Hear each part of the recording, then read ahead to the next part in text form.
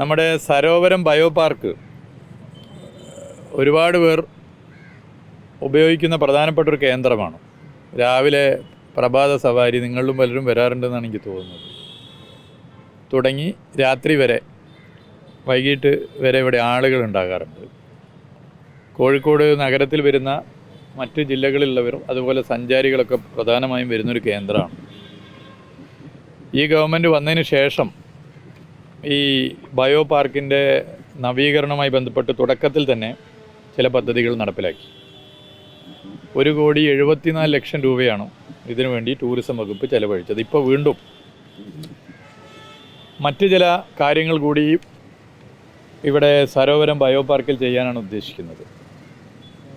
Sarovaram bio പാർക്കിൻ്റെ സമഗ്രമായ ഒരു നവീകരണമാണ് ടൂറിസം വകുപ്പ് ആഗ്രഹിക്കുന്നത്. ഇതിൻ്റെ ഭാഗമായി തുടക്കം 2,19,00,000 രൂപയുടെ പദ്ധതിക്ക് ഇപ്പോൾ ഭരണാനുമതി നൽകുകയുണ്ടായി. അതിൻ്റെ മറ്റു കാര്യങ്ങൾ ചെയ്യാൻ വേണ്ടി പോവുകയാണ്. ഒന്നൊരു ഓപ്പൺ എയർ തിയേറ്ററാണ്.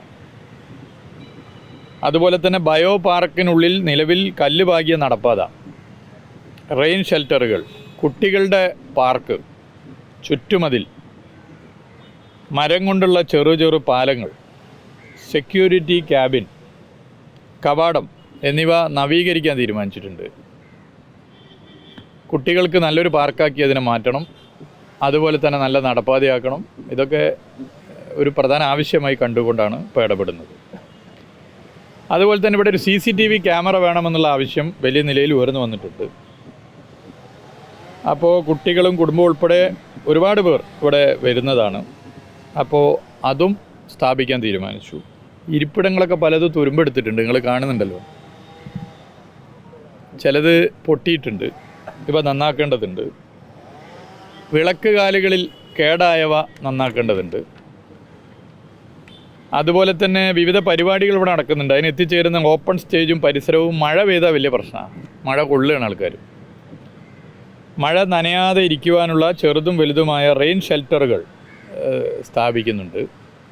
ഒരു കഫറ്റീരിയ, നിങ്ങൾക്കൊക്കെ വരുമ്പോൾ ഒന്ന് പോയി ജോലീൻ്റെ സമയത്തും അല്ലാത്ത സമയത്തൊക്കെ സമയം ചെലവഴിക്കുക. ഒരു കഫറ്റീരിയ വരുന്നുണ്ട്. CCTV പ്രശ്നമാണ്, അതൊരു വിഷയമാണ്. ഞാൻ പറഞ്ഞ കുടുംബമായിട്ട് വരാൻ പറ്റും എന്നുള്ളതാണ്. ഒക്കെ വരാൻ വേണ്ടി പറ്റും, സുഹൃത്തുക്കളായിട്ട് വരാൻ പറ്റും. കഫറ്റീരിയയിൽ വന്ന് അതിനുള്ളൊരു സൗകര്യം ഒരുക്കുന്നുണ്ട്.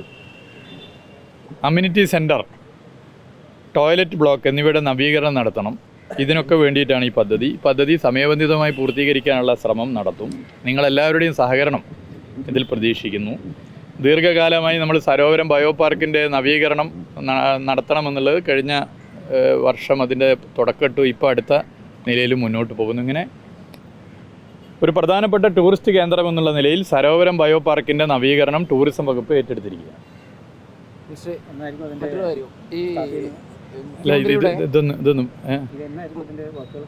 വർക്ക് ഉടനെ, ഇനിയിപ്പോൾ ടെക്നിക്കൽ സാങ്ഷൻ കിട്ടിയ ഉടനെ കാര്യങ്ങൾ ചെയ്തു മുന്നോട്ട്.